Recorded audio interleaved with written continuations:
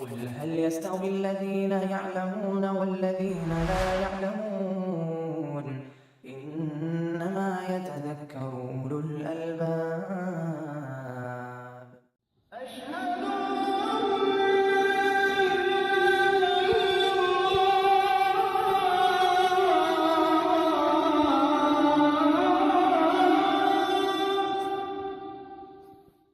بسم اللہ الحمد للہ والصلاة والسلام علی رسول اللہ محمد وعلی آلہ وصحبہ ومن اہتدی بہداہ اما بعد فباب المساجد، مسجدوں کا باب، مسجدوں کے احکام اور مسائل کا ذکر ہے اس باب میں۔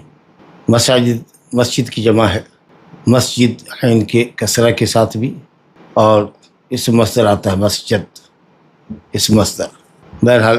مسجد جس کی جمع مساجد آتی ہے، سجدے کی جگہ کو کہتے ہیں، ہر وہ جگہ جو پاک ہو اور جہاں آدمی سجدہ کرے۔ اس اعتبار سے کسی متعین جگہ کے لیے یہ لفظ خاص نہیں ہوگا، اور اسی مفہوم میں نبی صلی اللہ علیہ وسلم کی حدیث ہے جعلت لی الارض کلھا مسجدا وطہورا، پوری روئے زمین ہمارے لیے مسجد ہے اور پاکی کا ذریعہ ہے، سوائے ان مقامات کے جہاں نماز پڑھنا منع ہے، جو باب ہم پڑھ چکے ہیں، جو حدیث پڑھ چکے ہیں شروط الصلاۃ کے اندر۔ ممنوع مقامات یا مکانات، جگہوں کے علاوہ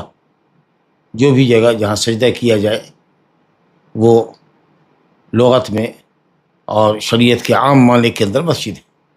لیکن فقہاء کرام کے نزدیک زمین کا وہ حصہ جو شخصی ملکیت سے آزاد ہو اور عبادت کے لیے، نماز کے لیے خاص کر دیا گیا ہے، یعنی موقوف ہے زمین، اس کو مسجد کہتے ہیں۔ مصلی العید، جہاں سال میں ہم 2 مرتبہ عید کی نماز پڑھتے ہیں، اہل علم کے راجح قول میں اس کا بھی حکم مسجد کا ہی ہے، جیسا کہ صحیح حدیث میں ہے جو ام عطیہ رضی اللہ عنہ سے مروی ہے صحیحین کے اندر، کہ عیدگاہ میں عورتوں کو نکالو، بالغات کو نکالو، پردہ نشینوں کو نکالو، یہاں تک کہ حائضہ عورتوں کو بھی عیدگاہ نکالو، البتہ حائضہ عورتیں مصلی العید سے الگ رہیں گی۔ تو معلوم ہوا کہ مصلی العید کا حکم بھی مسجد کا ہے، جہاں حائض عورت کا داخلہ ممنوع ہے۔ الحمدللہ روئے زمین میں سب سے پاکیزہ جگہ اور سب سے محبوب جگہ اللہ کے نزدیک مسجد ہے، اور بری جگہ بازار ہے، جہاں شور شرابے، چیٹنگ، غش، خیانت، دھوکہ، مار دھاڑ، گالی گلوچ ہوتی ہے۔ مسجد بازار تو روئے زمین پر سب سے پاکیزہ جگہ، سب سے محبوب جگہ مسجد، اور سب سے بری جگہ بازار ہے، جیسا کہ صحیح مسلم میں ابو ہریرہ رضی اللہ عنہ سے حدیث مروی ہے مرفوعا احب البلاد الی اللہ مساجدها وابغض البلاد الی اللہ اسواقها۔ بہرحال مسجد سے متعلق بہت سارے احکام اور مسائل ہیں، اسی لیے حدیث کی کتابوں میں اور فقہ کے اندر بھی بطور خاص ابواب المساجد یا کتاب المساجد کے عنوان سے کتاب یا باب قائم کیا جاتا ہے، تاکہ متعلقہ مسائل بیان کی جائے۔ صاحب کتاب علامہ ابن حجر عسقلانی رحمۃ اللہ علیہ نے بھی اپنی اس عظیم تالیف بلوغ المرام میں ایک باب کتاب الصلاۃ کے اندر مسجدوں کے تعلق سے ذکر کیا ہے، اور متعدد حدیثیں جن کا تعلق مسجد کے احکام اور مسائل سے ہے ذکر فرمائی ہے۔ چنانچہ پہلی حدیث اس باب میں حضرت عائشہ رضی اللہ عنہ کی لائے ہیں۔ وعن عائشہ رضی اللہ عنہ قالت امر رسول اللہ صلی اللہ علیہ وسلم ببناء المساجد فی الدور وان تنظف وتطیب، رواہ احمد و ابو داود والترمذی وصححہ ارسالہ۔ عائشہ رضی اللہ عنہ سے روایت ہے، کہتی ہیں کہ رسول اللہ صلی اللہ علیہ وسلم نے حکم فرمایا مسجدوں کے بنانے کا، فی الدور، دار کی جمع ہے جہاں کئی گھر آباد ہوں، یعنی محلہ جہاں لوگ آباد ہوں، لوگوں کے مکانات ہو، وہ ہر محلے کے اندر پہلے زمانے میں ایک قبیلہ ایک محلے میں آباد ہوتا تھا، دوسرا قبیلہ تھوڑے فاصلے پر آباد ہوتا تھا، لیکن اب قبیلوں کی بات تو نہیں ہے، لیکن ایک ایک محلہ الگ الگ ہوتا ہے، تو ان محلوں کے اندر مسجد بنانے کا آپ نے حکم فرمایا۔ دوسرا حکم یہ فرمایا کہ مسجدوں کو صاف ستھرا رکھا جائے اور اس کو مطیب یعنی خوشبودار رکھا جائے تاکہ مسجد کی آب و ہوا آلودہ نہ ہو، مسجد کی فضا صاف ستھری ہو، کسی طرح کا کوئی گندا اسمیل مسجد میں نہ آتا ہو، نالی کا یا پیشاب پخانے کے جو حمامات ہوتے ہیں اس طرف سے، تاکہ نمازیوں کو گھٹن نہ ہو، کفت محسوس نہ ہو، بلکہ پاکیزہ ماحول ہو، مطیب ماحول ہو، معطر ماحول ہو، تاکہ وہ اس میں بیٹھ سکے، ذکر و عبادت میں اپنے آپ کو مشغول کر سکے۔ یہ حدیث جیسا کہ آپ نے سنا امام احمد نے روایت کی ہے اور ابو داؤد نے، حدیث ترمذی ابن ماجہ وغیرہ میں بھی ہے۔ البتہ ترمذی نے روایت کرنے کے بعد کہا ہے کہ مرسل حدیث، اس کا مرسل ہونا زیادہ سند کے اعتبار سے صحیح ہے، کیونکہ عروہ بن زبیر نے اس کو نبی صلی اللہ علیہ وسلم سے روایت کیا، اور ظاہر ہے کہ عروہ کا سما نبی صلی اللہ علیہ وسلم سے نہیں ہے، تو عروہ تابعی ہیں، تو تابعی اگر روایت نبی صلی اللہ علیہ وسلم سے ڈائریکٹ کرے تو مرسل ہے۔ اور بعض روایتوں میں ہے کہ صاحب مسند احمد میں، ترمذی میں، ابن ماجہ وغیرہ میں روایت ہے کہ عروہ نے اپنی خالہ جان عائشہ رضی اللہ عنہ سے روایت کی ہے اور انہوں نے نبی صلی اللہ علیہ وسلم سے یہ حکم نقل فرمایا۔ تو اس طریقے سے یہ حدیث متصل بھی ہے اور مرسل بھی ہے۔ بعض متصل حدیث کے اندر تو سند کمزور ہے، جیسے کہ ترمذی میں جو روایت آئی ہے اس کے اندر صالح الزبیری، عامر بن صالح الزبیری نام کا شخص ہے، اس پر اہل علم نے بہت سخت کلام کیا ہے، بعضوں نے تو کہا کہ متروک الحدیث ہے، یحییٰ بن معین نے کذاب کہا، جبکہ امام احمد نے اس کی ثقاحت ذکر کی ہے۔ بہرحال یہ جو شخص ہے عامر بن صالح الزبیری، ابو داؤد میں اور ابن ماجہ میں اس کی تائید آئی ہے زائدہ بن قدامہ سے اور مالک بن سعیر سے، لہذا یہ حدیث انشاءاللہ تعالی متصل حدیث بھی قابل حجت ہے۔ اگرچہ ترمذی کہتے ہیں کہ وکی بن جراح نے جو روایت کی ہے اس کے اندر انہوں نے، وکی نے ہشام بن عروہ سے روایت کیا ہے اور عروہ نے نبی صلی اللہ علیہ وسلم سے روایت کیا، یہ سند زیادہ قوی ہے، لہذا مرسل روایت کی سند اقویٰ ہے متصل کے مقابلے میں۔ خیر، اس حدیث میں دو حکم بیان کیے گئے ہیں۔ پہلا حکم تو یہ ہے کہ نبی صلی اللہ علیہ وسلم نے ہر محلے کے اندر جہاں لوگوں کی آبادی ہو اور لوگوں کے مکانات ہوں، جہاں سکونت پذیر ہوں لوگ، جیسے انصار کے محلے ہوتے تھے، بنو ساعدہ کا قبیلہ آباد ہے، بنو نجار کا قبیلہ آباد ہے، بنو عبد الاشہل کا قبیلہ آباد ہے، تو اس طریقے سے مختلف قبائل مختلف محلوں میں آباد ہوتے تھے۔ آج کل تو کیفیت یہ ملی جلی آبادی ہوتی ہے، تو ہر محلے کے اندر مسجد بنائی جائے، وقتی مسجد بنائی جائے، تاکہ اہل محلہ پنجگانہ نماز میں وہاں حاضر ہو سکے، اللہ کی عبادت کر سکے، جاہلوں کی تعلیم کا انتظام ہو، جو کمزور ہیں، بوڑھے ہیں، بیمار ہیں، ان کو زیادہ چل کر نہ پڑے دور کی مسجد میں جانے کے لیے۔ اس سے بہت سارے فوائد ہیں۔ ہر محلے کے اندر وقتی مسجد ہونی چاہیے، البتہ جمعہ کے لیے جامع مسجد کا انتخاب کریں کیونکہ وہاں تو ہفتے میں آنا ہوتا ہے۔ دوسری چیز جو بتائی گئی کہ مسجد کا ماحول صاف ستھرا رکھو، مسجد میں کسی طرح کی کوئی گندگی نہ ہو، کوڑا کٹ نہ ہو، زمین بھی صاف ستھری ہو، اس کے اوپر جو آپ نے قالین یا چٹائی یا دری وغیرہ بچھائی ہے وہ بھی صاف ستھری ہو، گاہے بگاہے اس کو دھونا چاہیے، دھوپ میں سکھانا چاہیے، اس کی صفائی ستھرائی کرنی چاہیے، اس کی دیواروں کو بھی گندہ نہ کرے، وقتاً فوقتاً اس کی پینٹنگ وغیرہ کراتے رہنا چاہیے، مگر ایسا رنگ روغن نہ ہو جو جازی میں نظر ہو، اور خاص کر کے تھوک کھکاڑے سے مسجد کی دیواروں کو پاک رکھا جائے۔ بہت سے لوگ مونچھ وغیرہ تراشتے رہتے ہیں، مسجد میں ناخن وغیرہ کاٹتے رہتے ہیں، بغل کے بالوں کھیڑتے رہتے ہیں، یہ سب چیزیں درست نہیں ہیں۔ ان چیزوں سے مسجد کو پاک رکھنا اور صاف رکھنا واجب ہے۔ اور اسی طریقے سے خوشبو وغیرہ، اس میں خوشبو کا چھڑکاؤ ہو یا عود وغیرہ جلا کر کے اس کا دھواں مسجد میں پھیلایا جائے، یا ایئر کنڈیشنر وغیرہ ہوتا ہے، کچھ ایسی چیزیں لگا دی جائے تاکہ آدمی مسجد میں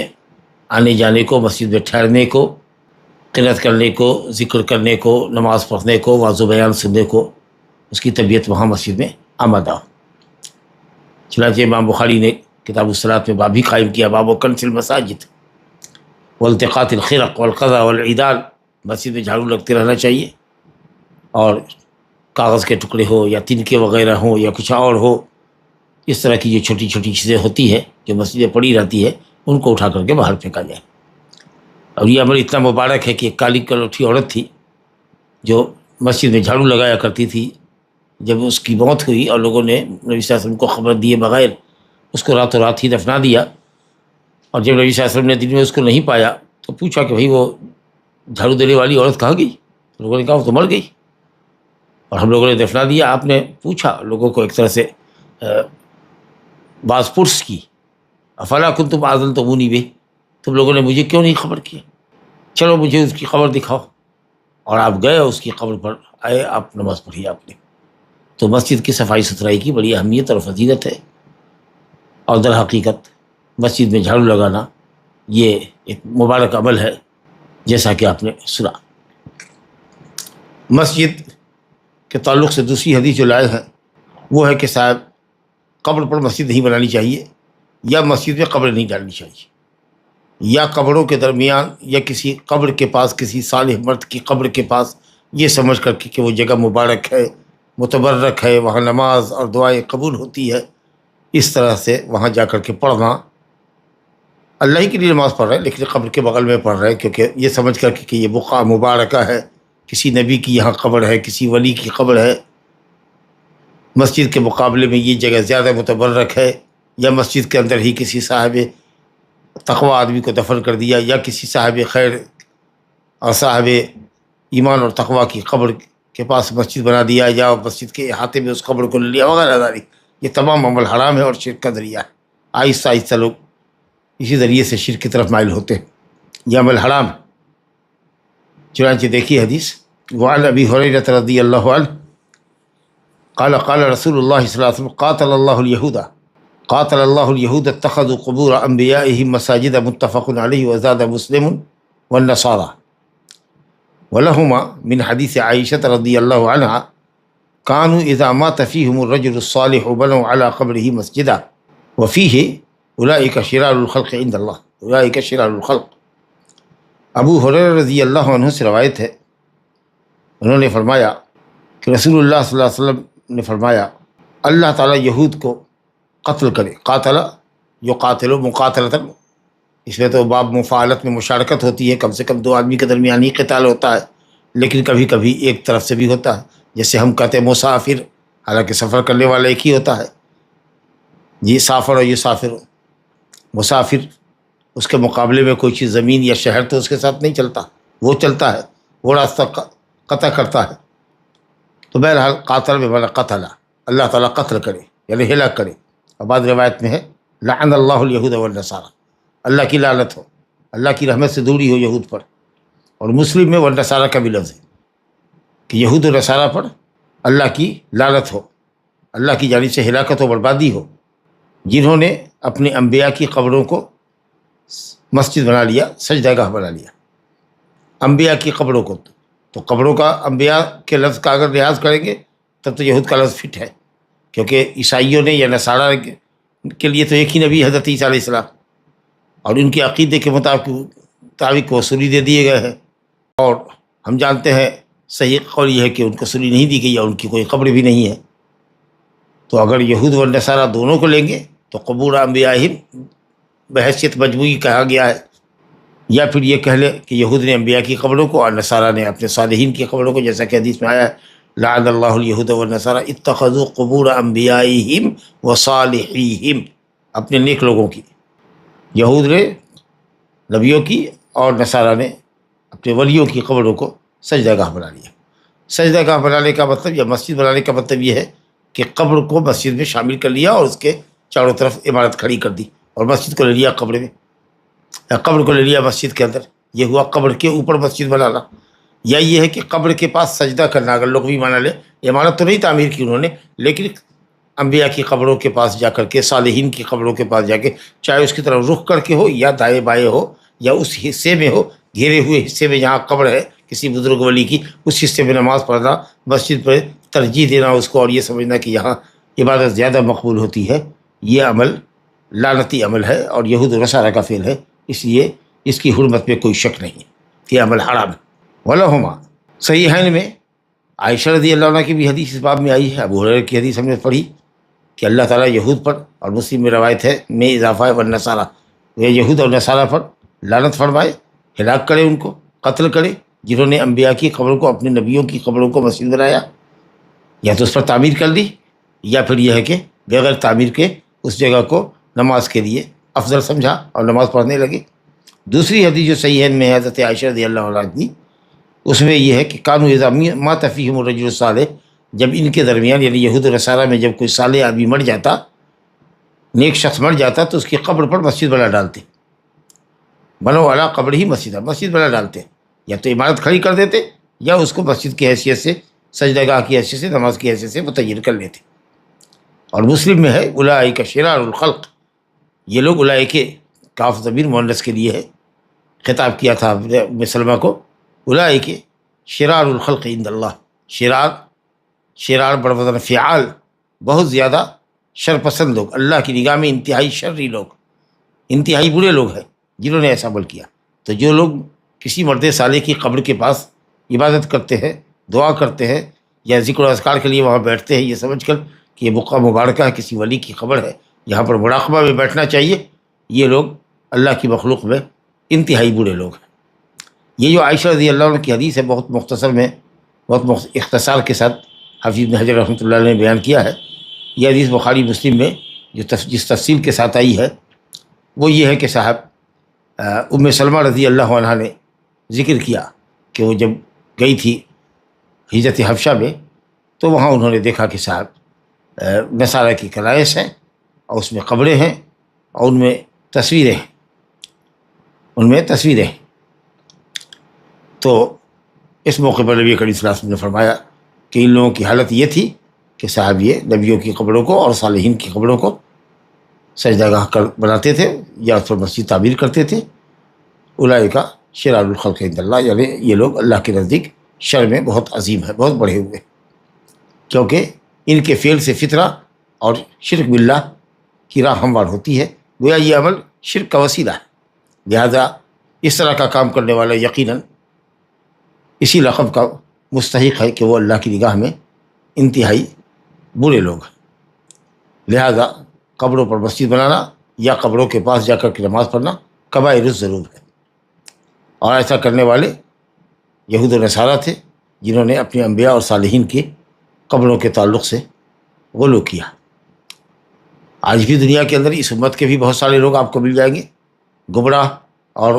غلو پسند لوگ ہیں، جنہوں نے بہت سی ولیوں کی قبروں کو، نیک لوگوں کی قبروں کو، اور کچھ بے ایمانوں نے تو خود ساختہ قبروں کو جن کی کوئی حقیقت نہیں ہے اس پر قبہ تعمیر کر رکھا ہے، اس کی باقاعدہ گھیرا بندی کر رکھی ہے، اس کو مسجد کی شکل دے رکھی ہے، اور اس کا نام مزار رکھا ہے جی، یا مشاہد رکھا ہے، مساجد کے اندر مشاہد، حاضری کی جگہ، اور لوگ اس کی زیارت کرتے رہتے ہیں، اور خاص ایام میں جی اس کا عرس مناتے ہیں، پیدائش کا عرس منائیں یا موت کا عرس منائیں، میلے ٹھیلے لگتے ہیں، جیسا کہ آپ کو معلوم ہے۔ یہ بہت بڑا شر ہے، جس شر کے اندر اس امت کا ایک بڑا طبقہ مبتلا ہو گیا۔ اللہ تعالیٰ گمراہوں کو راہ ہدایت نصیب فرمائے۔ یہ اس قدر سنگین عمل ہے کہ محمد صلی اللہ علیہ وسلم اپنے مرض الموت میں، جب کہ موت آپ کے سامنے حاضر تھی اور آپ بخار کی شدت کی وجہ سے کمبل کو چہرے پر ڈالتے، اور پھر جب گرمی کا احساس ہوتا، بے چینی محسوس ہوتی، تو چہرہ کھول لیتے، اور ایسے وقت میں حضرت جندب بن عبداللہ البجلی کی روایت ہے مسلم شریف کے اندر کہ نبی کریم صلی اللہ علیہ وسلم نے اپنی موت سے 5 دن قبل یہ کہا تھا، الا وان من کان قبلکم کانوا یتخذون قبور انبیاء وصالحین مساجد، اے لوگو خبردار تم سے جو پہلے لوگ گزرے ہیں انہوں نے اپنے نبیوں کی اور صالحین کی قبروں کو مسجد بنایا، الا فلا تتخذوا القبور مساجد فانی انہاکم عن ذلک، خبردار لوگو تم قبروں کو مسجد نہ بنانا، میں تمہیں اس بات سے منع کرتا ہوں، روکتا ہوں۔ تو یہ عمل بہت عظیم ہے جس کو لوگوں نے آج بہت آسان سمجھ رکھا ہے، اور کھلے بندوں اسی طریقے سے قبروں پر بھیڑ لگتی ہے، اتنی بھیڑ لگتی ہے جتنی کہ مسلمانوں کی مسجدوں میں نہیں ہوتا۔ وہاں لوگ باقاعدہ اعتکاف کرتے ہیں، جماوڑا لگاتے ہیں، پلتھا باڑھ کے بیٹھتے ہیں، نماز پڑھتے ہیں، دعا کرتے ہیں، اس طریقے سے قبر کے فتنے میں مبتلا ہوئے، اور پھر انہوں نے اس کے اوپر تعبیر کر دی، اور پھر تصویریں بھی بنا ڈالی جی، تصویریں نصب کر رکھی ہیں۔ تو اس طریقے سے یہ عمل بہت عظیم ہے اور شرکی عمل ہے جو امت کے اندر جاری ہے۔ نسأل اللہ السلامہ، اللہ تعالیٰ ہمیں آپ کو اور امت کو محفوظ رکھے۔ تو مسجد میں اگر قبر ہو تو پھر قبر کو اٹھا دینا چاہیے، اکھیڑ دینا چاہیے، اور کوئی کچھ ہڈی ملے یا جو مٹی نکلے وہ سب کو عامۃ المسلمین کے قبرستان میں لے جانا چاہیے۔ اور اگر پہلے سے قبر تھی اور تب مسجد بنائی گئی تو مسجد کو ڈھا دینا چاہیے اور مسجد کو دوسری جگہ منتقل کرنا چاہیے۔ اور اگر مسجد پہلے سے تھی اور اس کے شہر میں یا دائیں بائیں لیکن اس کے احاطے میں اگر قبر ہے تو پھر واجب ہے کہ قبر کو منتقل کریں، کیونکہ قبر بعد میں آئی ہے، مسجد پہلے سے ہے، تو مسجد رہنے دیں، قبر کو باہر نکالیں۔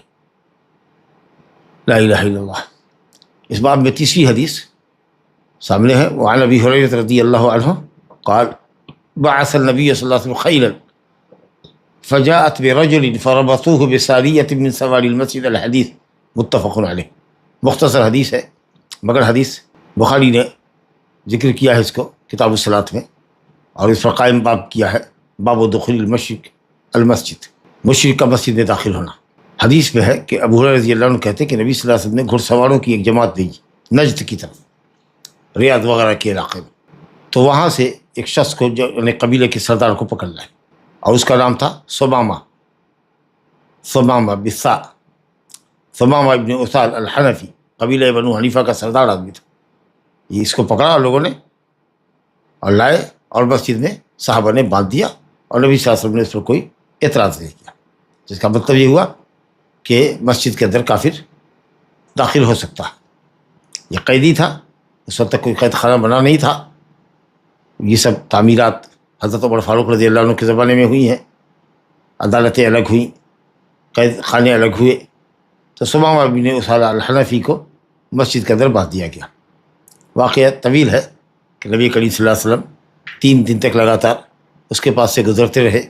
اور پوچھتے تھے، ما عندک یا ثمامہ، کیا خیال ہے، کیا سوچ رہے ہو، کیا فیصلہ کیا؟ تو وہ ہر بار یہی کہتا کہ ان تقتل تقتل ذا دم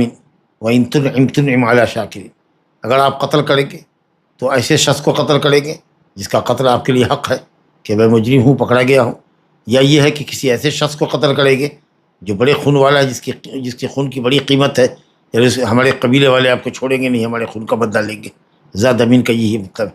ان تقتل تقتل ذا دمین، اگر آپ قتل کریں گے تو خون والے کو قتل کریں گے، یعنی خون والے کا مطلب یہ کہ اس شخص کو قتل کریں گے جو آپ کے لیے جائز ہے آپ کے حساب سے، یا یہ مطلب ہے کہ آپ کسی بڑے آدمی کو قتل کریں گے جس کا خون رائے گا نہیں جائے گا، ہمارے لوگ آپ سے ہمارے خون کا بدلہ لیں گے۔ دونوں معنی اہل علم نے بتایا۔ وَإِن تُنْعِمْ عَلَىٰ شَاکِرٍ، اور اگر آپ انعام کریں گے، احسان کریں گے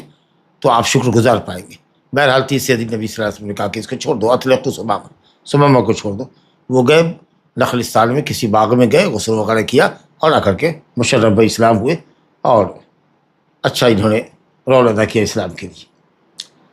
تو اس حدیث سے معلوم یہ ہوا کہ مشرک مسجد میں داخل ہو سکتا ہے، لیکن اکثر اہل علم نے چند قیود سے اس مسئلے کو مقید کیا ہے، کہا ہے کہ کوئی صحیح غرض ہونی چاہیے، معقول غرض ہونی چاہیے، جیسے قیدی کو باندھنے کا مسئلہ ہے، جیسے کہ ثمامہ بن اثال الحنفی کا معاملہ ہوا، یا قرآن مجید سننے کی غرض سے، دیکھ رہے کہ شخص کی طبیعت معلل ہے، اگر قرآن سنے گا یا نماز پڑھے گا، مسلمانوں کو نماز پڑھتا ہوا دیکھے گا، ان کے اخلاق و آداب دیکھے گا، تو ہو سکتا ہے کہ وہ مسلمان ہو جائے۔ یا مان لیجیے کہ صاحب کوئی مسلمان ہے اور اس کا معاملہ کسی مشرک کا معاملہ کسی مسلمان سے ہے، اور وہ مسلمان کو پاتا نہیں ہے مسجد کے باہر، تو وہ اپنے قضیے کو لے کر کے مسجد میں آئے اور کہ بھئی آپ کے درمیان ایک شخص ہے فلاں، اور اس کے یہاں میرا یہ معاملہ ہے، اور وہ آدمی نظر نہیں آتا ہے، بھاگتا پھرتا ہے، لہٰذا ہم اپنے فیصلے کے لیے آئے ہیں، تو ایسا بھی کر سکتے ہیں، جیسے کہ وفود آیا کرتے تھے۔ تو یہ سب شکل اگر ہو تو مسجد میں داخل ہوا جا سکتا ہے، یعنی کافر داخل ہو سکتا ہے اور مسلمانوں کی اجازت سے داخل ہو، یوں بلا مقصد کے لیے داخل ہوتا رہے، بھاگتا رہے، جیسا کہ آج کل ہم لوگ کرتے ہیں، مکان کی تعمیر، مسجد کی تعمیر بھی کروا رہے ہیں، رنگ روغن کروا رہے ہیں، پینٹ کروا رہے ہیں، مسلمان ملازم موجود ہوتے ہیں، مسلمان ورکرس موجود ہوتے ہیں، لیکن کفار کو مسجد میں آنے دے رہے ہیں بلا ضرورت کے بھی۔ جس کام کے لیے ہمارے پاس مسلمان مزدور یا ماہر کاریگر موجود ہیں ہمارے پاس، وہاں بھی ہم استعمال کرتے ہیں. تو اکثر اہل علم نے کہا کہ بلا مقصد شرعیہ، بلا منافع کے داخل نہیں ہونا چاہیے. یہ جمہور کا قول ہے. اگرچہ ایک دوسرا قول یہ ہے کہ شاید تمام مساجد میں ضرورتاً اور بلا ضرورت بھی کفار داخل ہو سکتے ہیں سوائے مسجد حرام کے، جیسا کہ قرآن نے کہا ہے انما المشرکون نجس فلا یقربوا المسجد الحرام. لیکن پہلا قول زیادہ صحیح ہے تاکہ تمام نصوص پر عمل ہو جائے. اگر مصلحت ہو اور مسلمان اس کو مسجد میں داخل ہونے دیں تاکہ وہ مسلمانوں کو، ان کی نماز کو، ان کی قرأت وغیرہ کو دیکھے جیسا کہ ثمامہ نے کیا، تو مصلحت ہو اور اجازت حاصل ہو مسلمانوں کی، تو انشاءاللہ کوئی حرج نہیں ہے. اور معلوم ہے کہ جبیر بن مطعم رضی اللہ عنہ جو بعد میں مسلمان ہوئے، وہ بدر کے قیدی مشرکین کو چھڑانے کے لیے فدیہ کی رقم طے کرنے کے لیے آئے تھے. تو انہوں نے نبی کریم صلی اللہ علیہ وسلم کو مسجد نبوی میں سورہ طور پڑھتے ہوئے دیکھا، اور وہی جو سورہ طور کی ایک آیت تھی ام خلقوا من غیر شیء ام هم الخالقون ام خلقوا السماوات والارض بل لا یوقنون. کہتے ہیں جب اس مقام پر آیا تو لگا کہ کاد قلبی یطیر، میرا دل میرے سینے سے نکل جائے گا، اور گویا کہ ایمان کے لیے جنبش دل میں پیدا ہوئی. یہ الگ سی بات ہے کہ حدیبیہ کے بعد مسلمان وہ ہوئے. اور اسی طریقہ سے کچھ دیہاتی آتے تھے جو مسجد کے پاس آئے، دروازے کے اوپر اپنے اونٹ کو بیٹھایا اور اندر گئے اور اسلام کے متعلق پوچھتے تھے. اب باقی رہی یہ آیت، تو یہ آیت تو سن 9 ہجری کے اندر آیت اتری ہے، اور مشرکین کے داخلے پر پابندی لگائی جا رہی ہے کہ آئندہ سال کوئی بھی مشرک کعبہ میں داخل نہیں ہوگا اور کوئی بھی شخص ننگا طواف نہیں کرے گا. تو عمرہ اور حج سے مشرکین کی ممانعت کے لیے یہ آیت ہے جو سورہ بڑا کی ہے. جن آیتوں کو 40 آیتوں کو سورہ بڑا کی دے کر نبی کریم صلی اللہ علیہ وسلم نے حضرت علی کو بعد میں بھیجا تھا، اور امیر حج حضرت ابوبکر صدیق رضی اللہ عنہ تھے. چنانچہ ابو ہریرہ کہتے کہ میں بھی ان لوگوں میں سے تھا جو مینا کے اندر گھوم گھوم کر کے بآواز بلند یہ پکار رہے تھے لا یحج بعد العام مشرک ولا یطوف بالبیت عریان. کوئی مشرک کعبہ میں داخل نہیں ہوگا اور کوئی کعبہ کا ننگا طواف نہیں کرے گا. سن 9 ہجری کا یہ واقعہ. بہرحال تو مصلحت ہو، حاجت ہو تو ٹھیک ہے، داخل ہو سکتا ہے مشرک. لیکن جیسا کہ میں نے عرض کیا، تعمیر کا کام ہو یا اسی طریقے سے پینٹنگ وغیرہ کا کام ہو یا اسی طریقے سے مسجد کا نقشہ بنوانا ہو، فاؤنڈیشن ہو، انجینئرنگ وغیرہ کا کام ہو، وہ سب مسلمان اور ثقہ آدمی کے ذریعے ہونا چاہیے، تاکہ ایسا نہ ہو کہ وہ مسجد کی شکل کچھ مندر جیسی کر دیں، کچھ کنیسے جیسی کر دیں، حیت خراب کر دیں، یا تعمیر کے اندر میٹیریل کم دے دیں، یا کچھ ایسی چیز اس انداز کی عمارت تعمیر کرے کہ دوسری اور تیسری منزل بنانے کے بعد وہ زمین بوس ہو جائے عمارت، تو ان پر اعتماد نہیں کیا جا سکتا. اسی لیے جو لوگ تعمیر مسجد کا کام کرتے ہیں یا گھر کی تعمیر وغیرہ کا کام کرتے ہیں، ان کو چاہیے کہ مسجد کے اندر انجینئر سے لے کر کے مستری اور راج مستری اور مزدور تک سب کے سب وہ مسلمان ہوں اور ان کی دیکھ ریکھ میں کام ہونا چاہیے تاکہ اطمینان ہو. اب ویسے بھی اللہ تعالیٰ نے کہا ہے کہ مشرک کے لیے زیب نہیں دیتا ما کان للمشرکین ان یعمروا مساجد اللہ شاہدین علی انفسہم بالکفر. مشرک کو زیب نہیں دیتا کہ وہ اللہ کے گھر کی تعمیر کرے. اس میں تعمیر ظاہری بھی ہے عمارت کی تعمیر کرنا، اور باطنی تعمیر تو ہے ہی کہ وہ مشرک ہے تو وہ کیا اللہ کی عبادت کرے گا. چلیے، مسجد کے احترام سے تعلق رکھنے والی ایک چیز یہ بھی ہے کہ اس میں زیادہ اشعار گوئی نہ کی جائے،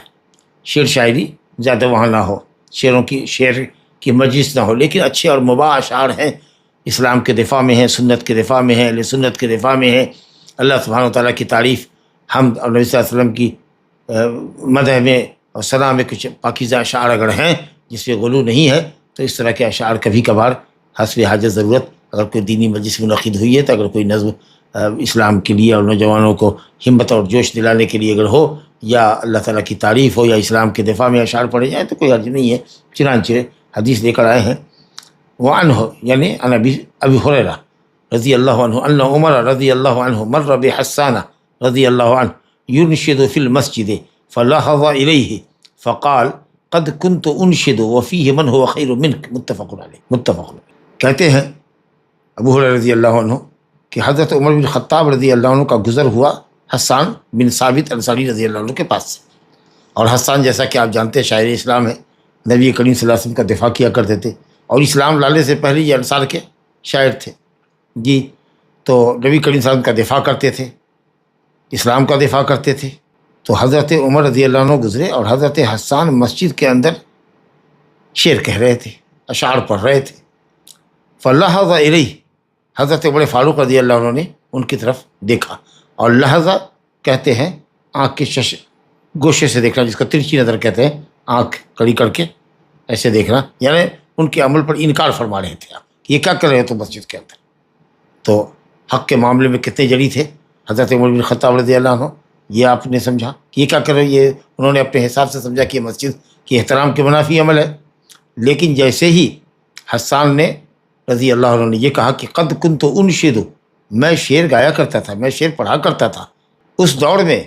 جب نبی کریم صلی اللہ علیہ وسلم بحیات تھے، آپ کے سامنے پڑھتا تھا. وفیہ من ہوا خیر منک، میں مسجد میں شعر پڑھا کرتا تھا اس شخص کے سامنے جو آپ سے بہتر ہے، یعنی بہتر تھے محمد صلی اللہ علیہ وسلم، یعنی محمد صلی اللہ علیہ وسلم کی موجودگی میں شعر پڑھتا تھا. اور آپ خود بھی کہتے تھے کہ حسان عجیب عنی، میری طرف سے جواب دو مشرکین کو، اللہ معک جبریل معک.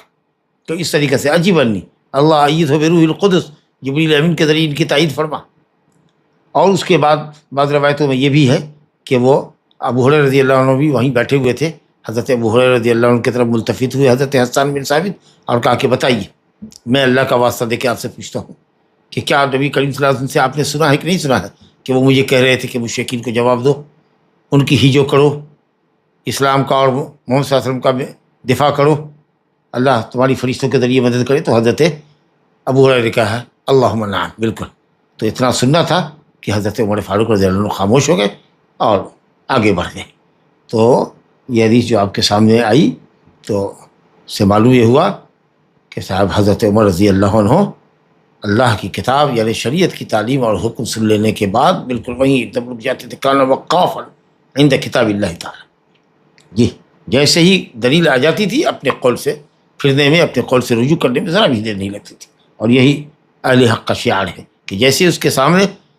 اس کی سوچ سمجھ، اس کے علم، اس کی معلومات کے خلاف اگر کوئی صحیح دلیل آ جائے فوراً وہ اپنی پرانی روش سے ہٹ جائے اور دلیل کی پیروی کرے. بہرحال حضرت حسان رضی اللہ عنہ کی بھی شجاعت معلوم ہوئی کہ ان کے پاس حق تھا، دلیل تھی. اس لیے حضرت عمر رضی اللہ عنہ کی جو صلابت ہے، جو ان کی ہیبت تھی، جو ان کی پکڑ تھی لوگوں پر، اور جس قدر وہ سخت گیر تھے، اس کے باوجود بھی حضرت حسان ان کی ہیبت سے، ان کی جلالت شان سے مرعوب نہیں ہوئے. اور انہوں نے برملا کہا کہ صاحب میں نے نبی کریم صلی اللہ علیہ وسلم کے سامنے شعر گوئی کی ہے اور آپ نے انکار نہیں فرمایا ہے، لہٰذا آپ کے انکار کی کوئی وجہ نہیں ہے. معلوم ہوا کہ آدمی کو صریح ہونا چاہیے اور حق کے بیان میں بلا خوف لومۃ لائم، کسی ملامت گڑھ کی ملامت کی پرواہ کیے بغیر آدمی کو حق بات کہنی چاہیے اور حق بات نقل کرنی چاہیے. کیونکہ اگر آپ حق کو چھپائیں گے تو پھر اسی طریقے سے غلط چیز رواج پا جائے گی، اور پھر جب علماء انتقال کر جائیں گے تو وہ غلط چیز جو ناجائز ہے یا بدعت ہے وہی سنت لوگوں میں سمجھی جائے گی. تو لیکن اس سب کے باوجود بھی جیسا کہ میں نے عرض کیا کہ شعر گوئی کو مسجد کے اندر آدمی اپنا وظیفہ نہ بنائے، اور بکثرت شعر گوئی نہیں ہونی چاہیے. کبھی کبھار اگر کچھ شعر پڑھ دیا جائے، کچھ اشعار پڑھ دیے جائیں جو مباح ہوں، پاکیزہ ہوں، تو کوئی حرج کی بات نہیں ہے. لیکن یہ کہ صاحب جس وقت دیکھیے تو شعر پڑھ رہے ہیں، آپ بلند آواز سے پڑھ رہے ہیں اور دوسروں کو تکلیف ہو رہی ہے، یا شاہنامہ اسلام لے کے بیٹھے ہوئے ہیں، یا کوئی مسدس حالی لے کے بیٹھے ہوئے ہیں، اسی کو پڑھ رہے ہیں، لوگوں کو سنا رہے ہیں، اور دوسرے جو لوگ نماز میں ہیں، ذکر و اذکار میں ہیں، یا دروس میں شریک ہیں، ان پر گویا کہ ان کے لیے باعث تشویش بن رہے ہیں. تو اس طرح کی چیزیں نہیں ہونی چاہیے. یہ بتانا ضروری ہے کہ ایک روایت ہے جو آئی ہے ابو داؤد ترمذی نسائی وغیرہ میں، حضرت عمر بن شعیب اپنے باپ اپنے دادا سے روایت کرتے ہیں. یہ شعیب کے دادا جو ہیں وہ عبداللہ بن عمر بن عاص ہیں. تو ان سے کے حوالے سے روایت نقل کیا کہ رسول اللہ صلی اللہ علیہ وسلم نے مسجد میں اشعار گوئی سے، اشعار پڑھنے سے، اشعار گانے سے منع فرمایا. یہ حدیث اگرچہ سند حسن ہے، لیکن بہرحال جو ہمارے پاس حدیث ہے صحیح ہے ان کی، اس کے مقابلے کی نہیں ہے. پھر دوسرے یہ کہ اس حدیث کے جو ممانعت میں آئی ہے کہ مسجد میں شعر گوئی نہ کرو، ان اشعار پر محمول کریں جو باطل اشعار ہوں، لیکن وہ اشعار جس میں اسلام کی تعریف کی گئی ہو، یہ جس میں علم نافع ہو. جیسے بہت سے شعراء ہیں جنہوں نے عقیدے کی کتابوں کے مضامین کو اشعار کا جامع پہنایا ہے. قصیدہ نونیہ ہے جی، یا ابو داؤد کی الحائیہ ہے، اور اس طرح سے بہت سی کتابیں ہیں. یا اسی طریقے سے متن الرحبیہ ہے، اشعار ہیں فرائض کے مسائل کی، اور بہت ساری چیزیں ہیں جی. اصول فقہ اصول حدیث کے اندر اشعار ہیں، تو اگر اس طرح کے اشعار پڑھے جائیں اور ان کی تشریح اور شرح کی جائے تو انشاءاللہ کوئی حرج نہیں۔ لا الہ الا اللہ۔ اسی طریقہ سے ایک حدیث اور بھی ابو ہریرہ رضی اللہ عنہ کی لے کر آئے ہیں، کئی حدیثیں ابو ہریرہ رضی اللہ عنہ سے یہ نقل کیا ہے جس کا تعلق ہے مسجد میں گم شدہ چیز کے تلاشنے سے، اور یہ بھی ناجائز ہے، ممنوع ہے۔ وعنہ ابو ہریرہ رضی اللہ عنہ سے روایت ہے، انہوں نے کہا قال رسول اللہ صلی اللہ علیہ وسلم من سمع رجلا ينشد ضالة في المسجد فليقل لا ردها الله عليك فإن المساجد لم تبنى لهذا۔ ابو ہریرہ رضی اللہ عنہ کہتے کہ رسول اللہ نے فرمایا جو کوئی کسی شخص کو مسجد میں گمشدہ چیز کو تلاشتا ہوا ملے، کسی کو سنو کہ وہ گمشدہ چیز مسجد میں تلاش رہا ہے، آواز لگا رہا ہے، کسی سے پوچھ رہا ہے کہ آپ نے میرا جانور دیکھا ہے، میری گھڑی دیکھی ہے، جی میرا بٹوا گر گیا تھا، میرا بیگ یہاں چھوٹ گیا، آپ نے دیکھا ہے۔ اگر اس طرح سے کسی شخص کو اپنی چیز تلاشتے ہوئے یا دوسروں سے پوچھتے ہوئے مسجد میں پاؤ اور دیکھو تو اس کو بطور تعزیر کے سزا کے طور پر اس کو یہ کہو لا رد اللہ علیک، لا رد اللہ علیک، اللہ تعالیٰ تمہارے سامان کو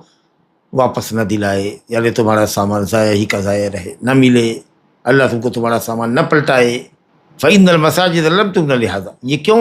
کہا گیا نبی صلی اللہ علیہ وسلم کی طرف سے کہ کیوں یہ بتو یہ کلمہ کہو؟ کیونکہ مسجد اس چیز کے لیے نہیں بنائی گئی ہے کہ آپ گمشدہ اشیاء کو وہاں تلاشیں، یہ مسجد کے احترام کے منافی ہے، اور ظاہر ہے کہ تلاشنے والا باواد بلندی پکارتا ہے۔ تو ضالہ جو ہے اس حدیث کے اندر جس کی جمع ضوال آتی ہے،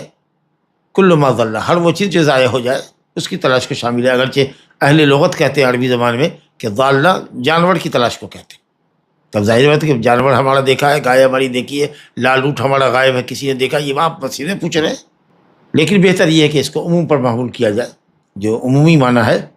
زیادہ جو عمومی معنی ہے کہ حیوان کو خاص کرنے سے بہتر ہے کہ اس کو عموم پر محمول کریں، جانور ہو یا کوئی سامان ہو وہ سب اس کے اندر داخل ہے۔ کچھ لوگ کہتے ہیں نہیں عام سامان ہے جو گم ہو جائے اس کے لیے لقطہ کہتے ہیں، گرا پڑا سامان، اور جانور کے لیے ضالہ کہتے ہیں اہل لغت نے جو کہا ہے۔ لیکن صحیح یہ ہے کہ یہ سب کے لیے کوئی بھی چیز جو کسی کی گم ہو جائے وہ اس گمشدہ چیز کا اعلان مسجد میں نہ کرے، اور اگر کسی کو سنو تو لا رد اللہ علیک کو، چاہے وہ حیوان ہو کہ سامان ہو کہ نقد ہو، کیونکہ مسجد اس کام کے لیے نہیں بنائی گئی، یہ سزا کے طور پر،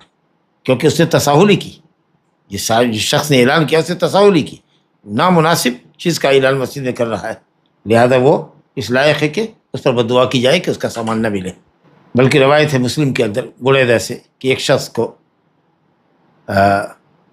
شخص اعلان کر رہا تھا مسجد میں کہ بھائی کسی نے اس کا لال اونٹ دیکھا ہے، تو نبی صلی اللہ علیہ وسلم نے کہا لا وجدت، تو نہ پائے یعنی تیرا سامان تو کو نہ ملے۔ انما بنیت المساجد لما بنیت لها، مسجدیں بنائی گئی ہیں اس کام کے لیے جس کے لیے بنائی گئی، یعنی ذکر کے لیے، تلاوت کے لیے، نماز کے لیے، واضح بیان کے لیے، یہ گمشدہ اشیاء کے لیے نہیں۔ تب اگر اس طرح کی کوئی چیز ہو تو اس کا اعلان مسجد کے باہر کرنا چاہیے، مسجد کے باہر کرنا چاہیے، یا مسجد کے باہر اعلان لکھ دینا چاہیے کہ اگر کسی کی کوئی چیز گم ہو تو وہ مؤذن سے ملنا سمجھنے کے لیے، لیکن مسجد میں اعلان نہیں ہونا چاہیے۔ یا جس نے کوئی سامان مسجد میں پایا ہے تو وہ مسجد میں اعلان نہ کرے کہ بھائی کسی کی کوئی چیز اگر گم ہو گئی ہو تو وہ مجھ سے آ کر کے ملے، تو چاہے پانے والا، سامان کو پانے والا یا کھونے والا، دونوں میں سے کوئی بھی اس کا اعلان نہ کرے، مسجد کے باہر جا کر اعلان کرے۔ اسی طریقے سے مسجد کے اندر بیع و شراء کرنا یا بیع و شراء کے مسائل ڈیل کرنا یہ سب بھی جائز نہیں ہے۔ چنانچہ ابو ہریرہ رضی اللہ عنہ کی روایت میں لے کر آئے ہیں ان رسول اللہ قال اذا رأيتم من يبيع او يبتاع في المسجد فقولوا لا اربح الله تجارتك، رواه النسائی والترمذی وحسنہ۔ کہتے ہیں ابو ہریرہ ہی سے روایت ہے کہ رسول اللہ نے فرمایا جب تم دیکھو کوئی شخص کوئی سامان مسجد کے اندر بیچ رہا ہے یا کوئی خرید رہا ہے تو کہو لا اربح اللہ تجارتک، اللہ تمہاری تجارت کو نفع بخش نہ بنائے، تمہاری تجارت میں نفع نہ ہو، یعنی گھاٹے کا شکار ہو۔ اس کا مفہوم یہ ہوا کہ گھاٹے کا شکار ہو۔ تو نسائی ترمذی میں روایت ہے، حدیث کی سند حسن ہے، کئی طرق سے روایت آنے کے سبب۔ لا الہ الا اللہ۔ ترمذی نے کہا حدیث حسن غریب، اور بعض اہل علم نے کہا کہ نہیں بھائی حدیث صحیح ہے، مسلم کی شرط کے اوپر،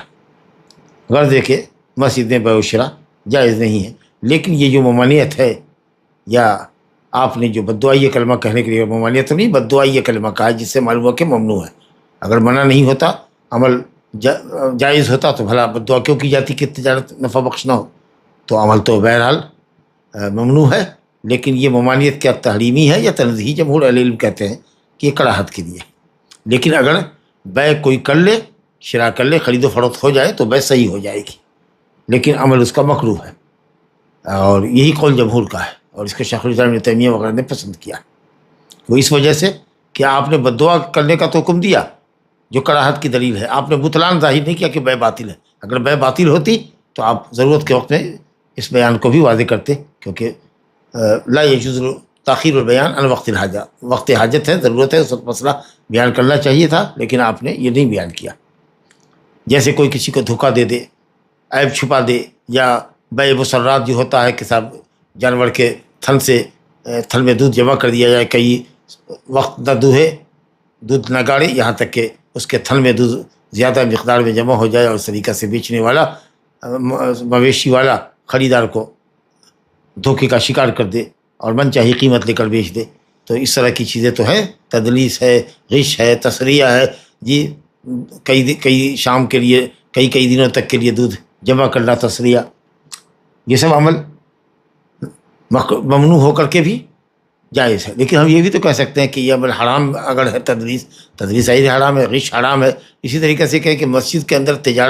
تجارتی لین دین حرام ہے، لیکن حرمت کے باوجود بھی بیع ہو جائے گی، کیونکہ یہ بیع کا ہونا نہ ہونا ایک الگ چیز ہے، اور شے کا حرام ہونا یا مکروہ ہونا دوسری چیز ہے. ضروری نہیں کہ جو چیز حرام ہو وہ باطل بھی ہو. تو حرام تو ہے، کیونکہ نبی کریم صلی اللہ علیہ وسلم نے بددعا فرمائی ہے. تو اسی لیے زیادہ جس قول کی طرف دل مائل ہوتا ہے وہ یہی کہ صاحب اس عمل کو کہا جائے کہ حرام ہے. اگر واقع ہو جائے، یعنی بیع ہو جائے تو صحیح. کچھ لوگوں نے کہا کہ نہیں ہوگا، جیسے حنابلہ کا مسلک ہے، لیکن صحیح یہ ہے کہ حرام ہو کر کے بھی یہ عمل بیع صحیح ہوگا. اور اگر یہ مسئلہ دیں تو انشاءاللہ تمام روایتوں میں تطبیق ہو جاتی ہے. کیونکہ جب نبی کریم صلی اللہ علیہ وسلم نے بددعا فرمائی ہے جو حرمت کی دلیل ہے، تو آپ بلا شرعی دلیل کے حرمت سے کراہت کی طرف نہیں پھیر سکتے. اور صرف اس بنیاد کے اوپر کہ بیع چونکہ صحیح ہوتی ہے اس لیے یہ مکروہ ہے، تو یہ بھی کہا جا سکتا ہے کہ بیع یہ عمل حرام ہو کر کے، یعنی گمشدگی یا تجارت کا عمل حرام ہے مسجد میں، لیکن حرام ہو کر کے بھی بیع صحیح ہو جائے گی. جیسے کہ مسرات بکری اور گائے کے تھن کو باندھنے والا جو دودھ اس کے تھن میں جمع کرتا ہے، دھوکہ دے کے کرتا ہے، یا کسی کو غش کر کے ٹھگ کر کے بیع کرنے والے کی بیع صحیح ہوتی ہے. یہ الگ بات ہے کہ جو ٹھگا گیا ہے اگر وہ غش پر مطلع ہو تو پھر اس کو اختیار ہے کہ وہ اپنے بیع کو واپس کر دے. لہذا صرف یہ کہ بیع صحیح ہو جائے گی، اس کو نہیں کو حرمت سے کراہت کی طرف محمول نہیں کیا جائے گا یا پھیرا نہیں جائے گا. تو صحیح یہ ہے کہ یہ عمل حرام ہے، لیکن حرام ہو کر کے بھی اگر واقع ہو جائے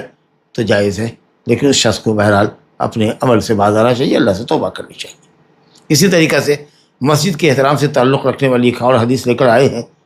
جس کا مفاد اور جس کا خلاصہ یہ ہے کہ مسجد کے اندر اسلامی شرعی سزائیں نافذ نہیں کی جا سکتی. کسی شرابی کو کوڑے نہیں لگائے جا سکتے، یا کسی زانی پر سزا نافذ نہیں کی جا سکتی، یا کسی کو سنگسار نہیں کیا جا سکتا، اور اسی طریقے سے حد قائم نہیں کی جا سکتی. اور مسجد میں قود نہیں لیا، قصاص نہیں لیا جا سکتا، قصاص. چنانچہ حدیث ہے، حکیم بن حزام رضی اللہ عنہ فتح مکہ کے سال مسلمان ہوئے ہیں. یہ حکیم بن حزام ابن خویلد ابن اسد ابن عبد العزیٰ، جی یہ حضرت خدیجۃ الکبریٰ کے بھتیجے ہیں. حزام بن خویلد حضرت خدیجہ کے بھائی ہیں، خدیجہ بنت خویلد اور یہ حزام بن خویلد. تو یہ حکیم بن حزام جو ہے یہ حضرت خدیجۃ الکبریٰ کے چچے بھائی کے بیٹے، بھتیجے. کہتے ہیں کہ قریش کے سرداروں میں سے تھے، اور قریش کے حالات اور واقعات اور ان کے نسبوں کو بڑے واقف کار تھے، اور صاحب حیثیت آدمی تھے. یہ فتح مکہ کے ساتھ مسلمان ہوئے، اور کہتے ہیں کہ لمبی عمر الحمدللہ میری ان کو 120 سال. اور حضرت حسان کے متعلق بھی آیا، حسان بن ثابت شاعر اسلام کے تعلق سے بھی آیا کہ ان کو بھی اللہ نے بڑی لمبی عمر عطا فرمائی، 120 سال کی عمر تھی. بہرحال تو حدیث کیا ہے کہ حکیم بن حزام رضی اللہ عنہ کہتے ہیں، اچھا یہ نبی صلی اللہ علیہ وسلم کے دوست بھی تھے، بعثت سے قبل بھی اور بعثت کے بعد بھی ان کا تعلق دوستانہ نبی صلی اللہ علیہ وسلم سے قائم رہا. لیکن توفیق جب ہدایت کی ملے تو مسلمان ہوئے یہ فتح مکہ کے ساتھ. کہتے ہیں اچھا اہل علم نے کہا ہے، مورخین نے روات حدیث پر یہ کتابیں لکھی ہے کہ 60 حدیثوں کے یہ راوی ہیں حکیم بن حزام، اور 4 حدیثیں ان سے صحیح ہیں، ان کے اندر بڑھ گئی. فرمایا نبی صلی اللہ علیہ وسلم نے لا تقام الحدود فی المساجد، حدود حد کی جمع ہے، شرعی مقرر سزا کو حد کہتے ہیں. مسجدوں کے اندر شرعی سزائیں قائم نہ کی جائیں. ولا یستقاد فیہا، اور اس میں قوت نہ لیا جائے، یا قوت یا قصاص کا مطالبہ نہ کیا جائے اور قصاص قائم نہ کی جائے مسجد کے اندر. قصاص کو، بدلے کو قوت اس لیے کہتے ہیں کہ مجرم جو ہوتا ہے وہ پکڑ کر کے مقتول کے وارثان کے حوالے کر دیا، لے جاؤ بھائی اس کو لے جاؤ، جیسے جانور کو حق کے لے جاتا ہے، اور جو سلوک ہو اس کے ساتھ کرو، اگر نہیں معاف کرتے تو اس قاتل کو قتل کر دو. بہرحال تو اس لیے اس کو قوت کہتے ہیں. قاد یقود مانے حقانہ. حدیث کی سند میں ہے کلام، جیسا کہ آپ دیکھ رہے ہیں کہ خود ہی حافظ ابن حجر رحمۃ اللہ نے فرمایا کہ احمد نے اور ابو داؤد نے اس حدیث کو ضعیف سند سے نقل کیا ہے. اب ضعف کی کئی وجہ ہے. اس کہتے ہیں کہ صاحب اس میں ایک راوی ہے ظفر بن وسیمہ، یہ اس کے تعلق سے ہے کہ صاحب یہ آدمی جو ہے اس نے حکیم بن حزام سے ملاقات نہیں کی. یہ ظفر بن وسیمہ حکیم بن حزام سے روایت کرتے ہیں، جو حدیث آپ نے ابھی سنی کہ رسول اللہ صلی اللہ علیہ وسلم نے مسجد میں قصاص لینے سے اور حد قائم کرنے سے منع فرمایا، جبکہ ان کا لقاء حکیم بن حزام سے نہیں، تو انقطاع ہو گیا. اور اسی طریقے سے کہتے ہیں کہ ظفر سے روایت کرنے والے محمد بن عبداللہ شعیسی ہیں، محمد بن عبداللہ الشعیسی، ان کے بھی اندر اختلاف ہے. ان کی ثقاحت اور عدم ثقاحت میں ضعیف الحدیث یا غیر قوی ان کو سمجھا گیا ہے. بعضوں نے کہا کہ حدیث لکھنے کے لائق تو ہوتی ہے لیکن احتجاج کے لائق نہیں ہوتی، لیکن حدیث کی شواہد ہے، کئی اس مضمون کی روایتیں آئی ہیں. اس کی وجہ سے خود حافظ ابن حجر رحمۃ اللہ علیہ نے تلخیص الحبیر میں کہا کہ ھذا اسناد لا باس بہ، اسناد قابل اعتبار ہے، قابل قبول ہے. اور شواہدی کی وجہ سے علامہ البانی رحمۃ اللہ علیہ نے بھی ارواء الغلیل فی تخریج احادیث منار السبیل، جو فقہ حنبلی پر عظیم کتاب ہے، اس کی حدیثوں کی تخریج کی ہے، مشہور زمانہ کتاب ہے شیخ البانی رحمۃ اللہ علیہ کی ارواء الغلیل، اس میں بھی انہوں نے حسن کہا ہے. بہرحال یستقاد قوت سے ہے، اس میں قصاص نہیں دیا جا سکتا، اور مسجدوں کے اندر حد شرعی سزا نافذ نہیں کی جا سکتی. اور ظاہر ہے کہ یہ ممانعت تحریم کے لیے، اگرچہ حدیث میں کلام ہے لیکن کئی سندوں سے آنے کی وجہ سے حدیث حسن درجے میں ہے، اور معنی بھی صحیح ہے، کیونکہ بہرحال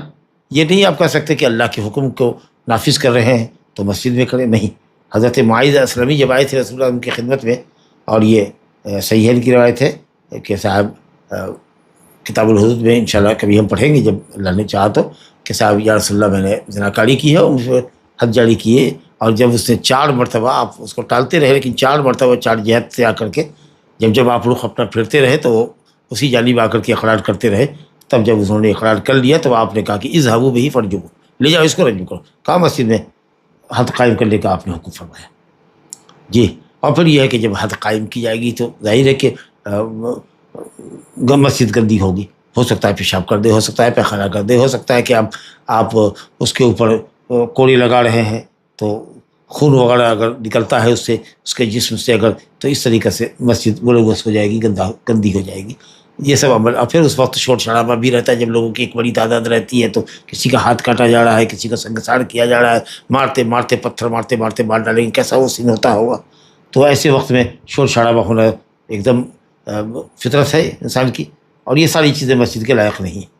اللہ تعالیٰ نے کہا کہ مسجد کے ماڈل کو ہائی کرو، فی بیوت اذن اللہ ان ترفع ویذکر اسمہ، مسجد کو بلند کرو، تعمیر بھی بلند ہو، مضبوط ہو، اور مورلی بھی وہ بلند ہو، ذکر و اذکار سے، اللہ کے ذکر سے، اطاعت سے، تلاوت سے، نماز سے،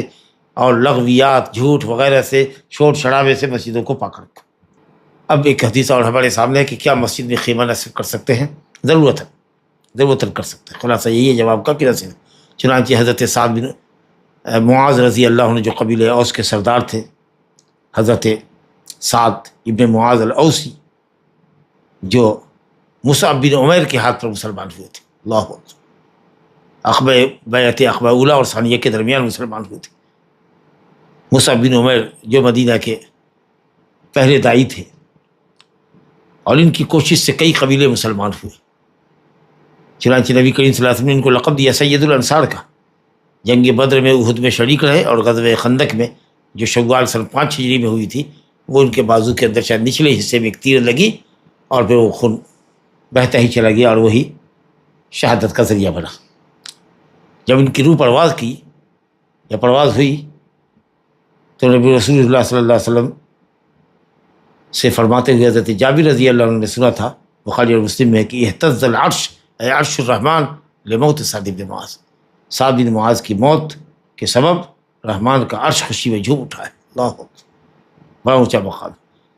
اور جب نبی کریم صلی اللہ علیہ وسلم کے پاس کوئی ریشم کا حلہ لایا گیا اور اس کی نعومت اور نرمی اور چکناہٹ کو دیکھ کر کے صاف ستھرا پاکیزہ قیمتی تھا، تو لوگ بہت تعجب کر رہے تھے، کہا تم اس پر تعجب کرتے ہو؟ حضرت معاذ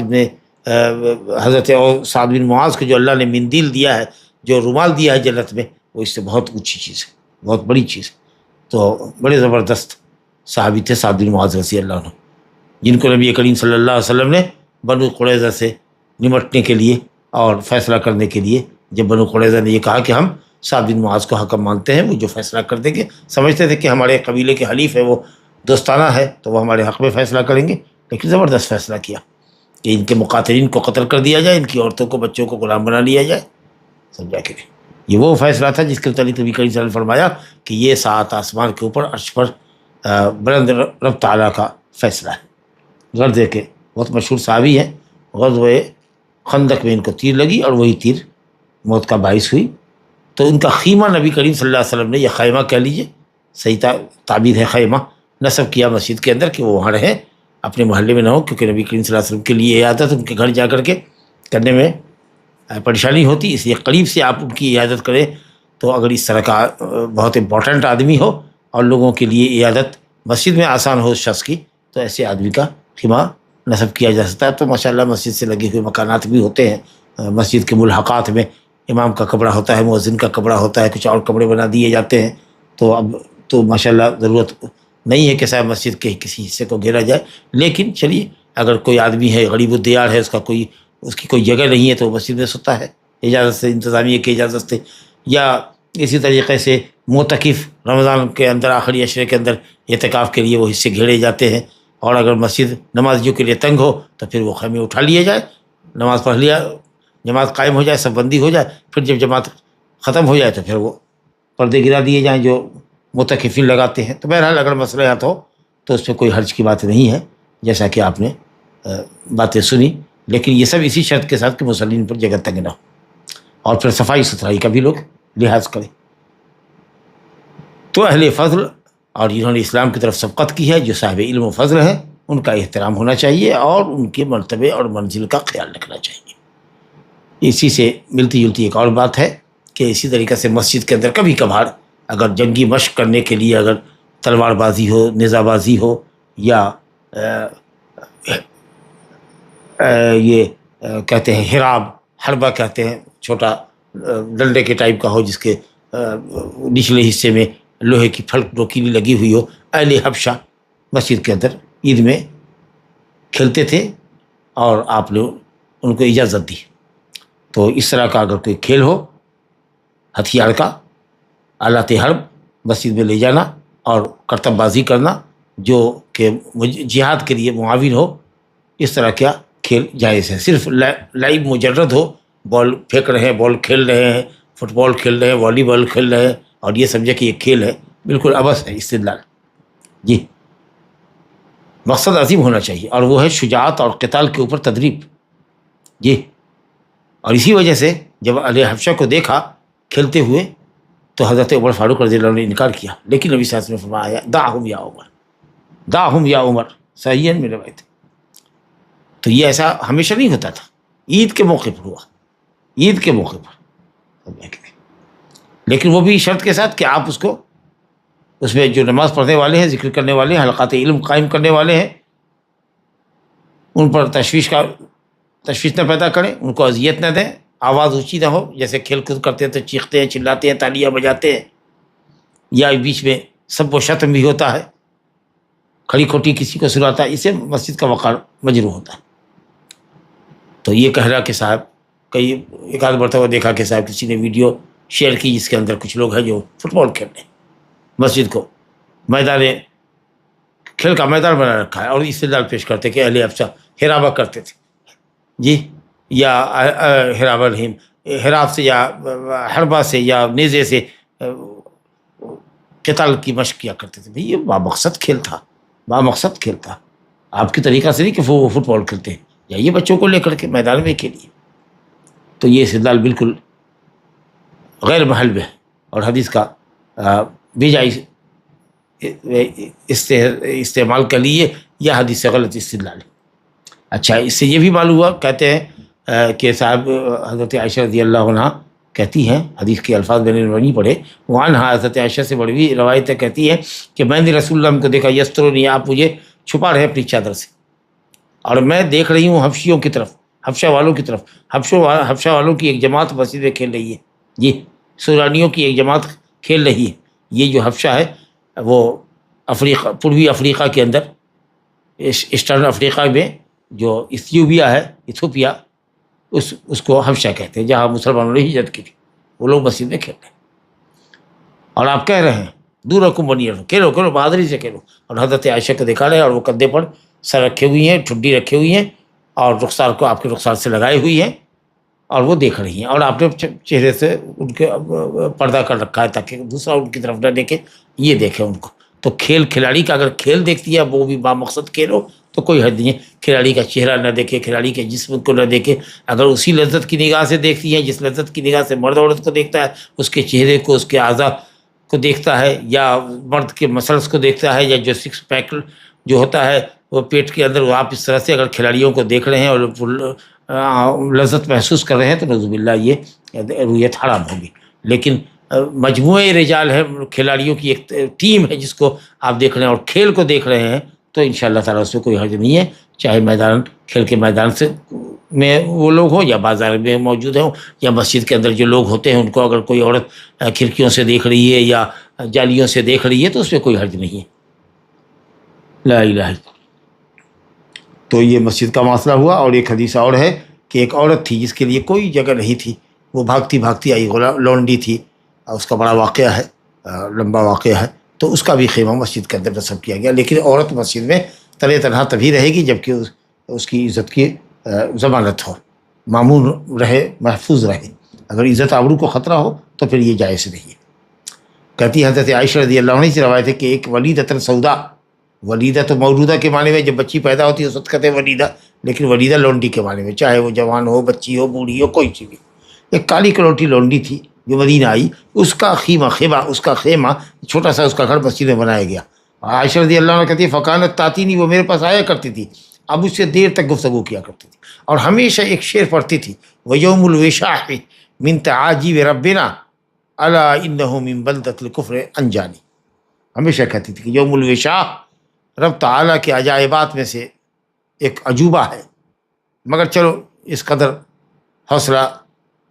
بلند ہوتا ہے یا یہ قابل شکر ہے ہمارے لیے کہ اس واقعے کے نتیجے میں میں آزاد ہوئی اور کفر کی سرزمین سے بھاگی بھاگی یہاں مدینہ میں دارالاسلام میں آئی. اصل میں واقعہ صحیح بخاری کے اندر تفصیل سے ہے کہ صاحب وہ ایک کالی کروٹھی لونڈی تھی کسی عرب کے قبیلے کے اندر. کوئی بچی اس قبیلے کی غسل خانے میں گئی اور اس نے اپنا جیکٹ اتار کر کے حمام کے باہر رکھ دیا. لال جیکٹ تھی اور اس کے دونوں مخالف سمت کے اندر بیش قیمتی نگ یا موتی یا ممکن ہے کہ ہیرے جواہرات کی قسم کی کوئی چیز ہو، دو لڑیاں مخالف سمت کے اندر تھی، اور اس نے اتار دیا، وہ چلی گئی اندر. جب وہ نکلی اور اس نے جیکٹ پہنا تو ایک موتی یا ایک ہیرا اس میں سے نوچ لیا گیا تھا، ایک گم تھا، لڑا کے کسی نے اس کو نوچ لیا ہے. تو اب نزلہ بڑا ضعیف کہتے ہیں نا کہ نزلہ کمزور پر لوگ جھاڑتے ہیں، بھائی کس نے چرایا، کس نے چرایا، تو اور لونڈی نے چرایا ہوگا. حالانکہ وہ ایک چیل تھی جو چیل گزر رہی تھی، اور اس نے دیکھا کہ صاحب لال جیکٹ پر سفید موتی، اس کو اس نے یہ سمجھا کہ گوشت کا لوتھڑا ہے اور اس کے اوپر چربی بڑی ہوئی ہے. اس نے جو ایک جھپٹا مارا تو ایک موتی اس نے لے لیا. اب اس سے پوچھ گچھ لونڈی سے شروع ہوئی اور اس کی خانہ تلاشی ہوئی، یہاں تک کہ تلاشتے جب کہیں اس کے پاس نہیں ملی تو اس کی شرمگاہ کے اندر بھی ہاتھ ڈال کر کے لوگوں نے دیکھا کہ کہیں اس پرائیویٹ پارٹ میں تو نہیں چھپا رکھا ہے. لا الہ. اب وہ زال و قطار رو رہی ہے اور کہہ رہی کہ میں بڑی ہوں، میں اس اتہام سے بڑی ہوں جو تم لوگ متہم کر رہے ہیں مجھ کو. اللہ اکبر. اللہ تعالیٰ کی قدرت کی وہ چیل اسی وقت اڑتی ہوئی آئی اور اس نے وہ اس کو ڈراپ کر دیا قریب آ کر کے. جب دیکھا تو لڑکی خوش ہوئی اور اس نے کہا کہ دیکھو دیکھو یہی وہ چیز ہے نا، یہی وہ موتی ہے نا جس کے لیے تم نے مجھے متہم کیا اور میرے سامان کی تلاشی لی، یہاں تک کہ میری شرمگاہ تک کو تلاشا تم نے. اب یہ لوگ آپس میں ہی ایک دوسرے کو الزام لے، تم نے غلط کیا تو تم کو نہیں کرنا چاہیے، تو تم نے منع کیوں نہیں کیا، تو تم بھی تو خاموش رہے وغیرہ، ایک دوسرے پر الزام دھرنے لگے. اب انہوں نے یہ سمجھا کہ صاحب ہماری غلطی کا کفارہ یہی ہے کہ ہم نے اس لڑکی پر ظلم اٹھایا ہے اور اس کے ساتھ بہت ناروا سلوک کیا ہے، ہم اس کو آزاد کیے دیتے ہیں. چنانچہ انہوں نے آزاد کیا. وہ وہاں سے بھاگتی بھاگتی آئی اور مدینے میں آئی. اب وہ ہمیشہ جب بھی عائشہ رضی اللہ عنہ کے پاس جاتی دیر تک بیٹھتی، گفتگو کرتی اور یہ شعر ضرور پڑھتی، وہ یوم الوشاح، وہی جو دو دھاڑی ہوتی ہے جیکٹ کے اوپر موتیوں کی یا ہیروں کی. یہ رب تعالیٰ کے عجائبات کا وہ دن تھا کہ جس میں میں کفر کی سرزمین سے نجات پائی. تو نبی کریم صلی اللہ علیہ وسلم نے اس کے خیمہ کو نصب کرنے کی اجازت دی تھی. تو آپ سمجھ رہے ہیں کہ فتنے کا زمانہ اس وقت اس طرح کا جوخم نہیں اٹھانا چاہیے مسجد والے کو. سمجھا کہ اور اس سے ظاہریہ نے دلیل پکڑا ہے کہ حائض عورت مسجد میں داخل ہو سکتی ہے، کیونکہ ہو سکتا ہے وہ عورت نہ جانے کتنے دن تک رہی وہاں پر، اور ماہواری ہر مہینے عورت کو آتی ہے تو ضرور اس کو ماہواری آئی ہوگی، تو مسجد کے اندر حائض عورت. لا الہ الا. کس قدر دور کا استدلال یا دور کی کوڑی تلاشنا جو کہتے وہ کہتے. کیا یہ نہیں ہو سکتا کہ وہ عورت سن رسیدہ رہی ہو، حائضہ نہ ہوتی ہو، اس کا حیض بند ہو گیا ہو، جبکہ ہم واضح اور صریح روایت پڑھ چکے ہیں کہ آپ نے فرمایا لا احل المسجد لحائض ولا لجنوب، ہم مسجد کو حائض اور جنوبی کے لیے درست قرار نہیں دیتے. جی افسوس ہے کہ صاحب 2 حدیثیں اور رہ گئی ہیں، 3 حدیثیں باب ختم ہونے میں، لیکن وقت آپ کا کچھ زیادہ ہی ہو رہا ہے، تو اس لیے انشاءاللہ تعالی ہم یہیں پر رکتے ہیں. اور 3-4 حدیثیں اور رہ گئی ہیں جو مزید 10-15 منٹ کی متقاضی ہیں، اس لیے ہم درس کے سلسلے کو یہی روکتے ہیں. ھذا وباللہ توفیق، صلی اللہ علیہ وسلم وبارک علی نبینا محمد وعلی آلہ وصحبہ اجمعین. اگر کوئی چیز مسجد میں ہی گم جائے تو کیا اناؤنسمنٹ کر سکتے ہیں؟ نہیں پوچھ سکتے. مسجد میں بھی گم جائے تو نہیں پوچھ سکتے ہیں، مسجد کے اندر نہیں پوچھ سکتے، مسجد کے باہر پوچھیں. اگر کوئی چھوٹا بچہ وغیرہ گم ہو جائے تو کیا یہ اناؤنسمنٹ کیا جا سکتا ہے مسجد سے؟ نہیں کر سکتے اور نہ کرنا چاہیے. مسجد کے باہر اعلان ہونا چاہیے، مسجد کے ممبر سے نہیں، مسجد کے مینارے سے نہیں، یا مسجد کے مائک سے نہیں. کوئی بھی گمشدہ چیز، آدمی گم ہو جائے، جانور گم ہو جائے، کوئی مال و متاع گم ہو جائے، اس کا اعلان مسجد میں نہیں ہو سکتا. لا الہ الا اللہ. السلام علیکم شیخ، بارک اللہ فیک. اگر کوئی چیز مسجد میں گم جائے تو کیا مسجد کے ذمہ داران سے اکیلے میں پوچھ سکتے ہیں؟ آہستہ سے پوچھے یا مسجد سے باہر لے جا کر کے پوچھے. بہتر ہے کہ یہ سب سوال جواب مسجد سے باہر ہو، لیکن اگر آہستہ اگر پوچھتا ہے یا اس کے کمرے میں جا کے پوچھتا ہے تو کوئی حرج کی بات نہیں. رفع صوت نہیں ہونا چاہیے. اگر کوئی تاجر جس کا سارا بزنس فون پر ہے وہ مسجد میں ہے اور نماز سے پہلے یا نماز کے بعد کوئی فون آ جائے بزنس کا تو کیا اسے آنسر کیا جا سکتا ہے؟ بزنس کا کوئی بھی کال اگر مسجد میں آ جائے اس کو نہیں ریسیو کرنا چاہیے. اس کو کہنا چاہیے میں مسجد میں ہوں، مسجد سے باہر نکل کر کے آپ کو کال بیک کرتا ہوں. قبر مسجد کے دائرے میں آنے کے لحاظ سے مسجد نبوی کا شرعی حکم کیا ہے؟ اصل میں مسجد نبوی میں قبر نہیں ہے، مسجد میں سے الگ ہٹ کر کے مسجد سے متصل گھر میں نبی کریم صلی اللہ علیہ وسلم مدفون تھے. وہ حضرت عائشہ رضی اللہ عنہ کا گھر تھا جو مسجد سے باہر تھا. قدم آپ داخل کرتے تو مسجد میں آپ داخل ہوتے، اور ایک قدم جب داخل کرتے تو گھر میں داخل ہوتے. اور تقریباً نبی کریم صلی اللہ علیہ وسلم کے انتقال کے 80-90 سال تک، 80 سال سے زائد مدت تک وہ حجرہ مسجد نبوی سے باہر ہی رہا. پورا حجرہ لے لیا گیا، صرف قبر نہیں لی گئی، حجرہ لیا گیا. اور پھر اس کو مثلث زاویے سے تین کونے والی دیوار کے ذریعے اس کو گھیر دیا گیا، جو کہ داخل نہیں کیا جانا چاہیے تھا. ولید بن عبد الملک کے زمانے میں ہوا اور تابعین نے اس پر ناراضگی کا بھی اظہار کیا، جن کو سزائیں بھی دی گئی، لیکن خلیفہ نے نہیں مانا اور پورے گھر کو اس کے اندر شامل کر لیا. تو یہ نہیں کہ نبی صلی اللہ علیہ وسلم قبر میں دفن کیے گئے ہیں، بلکہ نبی صلی اللہ علیہ وسلم اپنے حجرے میں مدفون ہیں، اور وہ حجرہ آج بھی جو کا تو ہے. لہذا وہ پورا مکان شامل کیا گیا ہے، نہ کہ قبر میں کو شامل کیا گیا یا آپ کو قبر میں مسجد میں دفنایا گیا. ایک بہت بڑا کمپاؤنڈ ہے جس میں قبرستان بھی ہے اور مسجد بھی ہے اور وہاں جمعہ کی بھی نماز ہوتی ہے، تو یہاں نماز پڑھنے کا حکم کیا ہے؟ کہیں بھی اگر کمپاؤنڈ کے اندر مسجد ہے تو وہ حکم وہی ہے کہ قبرستان میں نماز نہ پڑھو، چاہے ایک قبر ہو کہ کئی قبر ہو، الا یہ کہ ہے قبرستان کی گھیرا بندی ہو جائے اور مسجد کے حصے کو قبرستان سے الگ کر دیا جائے، ایک دیوار دے کر کے مسجد کے حصے کو قبرستان سے الگ کر دیا جائے۔ لیکن قبرستان کی اگر باؤنڈری ہے اور اس کے اندر مسجد ڈالی ہے آپ نے تو وہ حکم وہی ہے، فرض نماز یا سنت نماز بھی ہو، جو بھی نماز رکوع سجدے والی نماز، وہ اس پہ جائز نہیں۔ مسجد میں نماز کے بعد کوئی غریب آدمی مدد کے لیے اعلان کر سکتا ہے کیا؟ جائز ہے، جائز ہے، یہ جائز ہے، کیونکہ خیر ہے اور صدقہ کی دعوت ہے۔ نبی کریم صلی اللہ علیہ وسلم نے بھی کچھ لوگوں کو جو دیکھا کہ قبیلہ مضر کے لوگ ہیں اور پھٹے حال ہے، برے حال میں ہیں اور بہت ہی فقر و فاقہ ان کے اوپر نمایاں ہے، تو آپ صلی اللہ علیہ وسلم نے صدقے کی تلقین فرمائی اور اس کے بعد لوگوں نے صدقہ دیا۔ تو اس طریقہ سے عمل خیر ہے اور عمل خیر کے لیے لوگوں کو آمادہ کرنا جائز ہے، انشاءاللہ کوئی حرج کی بات نہیں۔ اگر کسی غریب کو قرض دیا گیا تو کیا اس سے قرض واپس مانگنا چاہیے؟ نہیں، مانگنا چاہیے، اگر وہ کہے کہ اور مہلت دیجیے تو دے دیجیے، مانگنا تو چاہیے ہی، لیکن اگر وہ اپنی بے بسی کا اظہار کرے اور آپ سمجھیں کہ وہ کہنے میں سچا ہے اور اس کی تحقیق بھی کرنے کے واقعی تنگ دست ہے تو اس کو آسانی ہونے تک مہلت دے دیں، اور اگر معاف کر دیتے ہیں تو اللہ کے پاس اجر عظیم ہے آپ کے۔